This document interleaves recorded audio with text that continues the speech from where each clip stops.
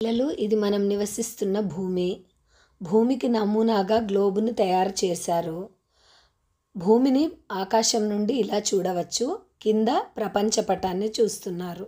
భూమిని ఖండాలు, మహాసముద్రాలుగా విభజించారు. భారతదేశం ఆసియా ఖండంలో ఉంది. భారతదేశాన్ని ఆకాశం నుండి శాటిలైట్స్ ద్వారా ఇలా చూడవచ్చు. భారత భౌగోళిక స్వరూపాలు. భారతదేశ రాజధాని న్యూఢిల్లీ.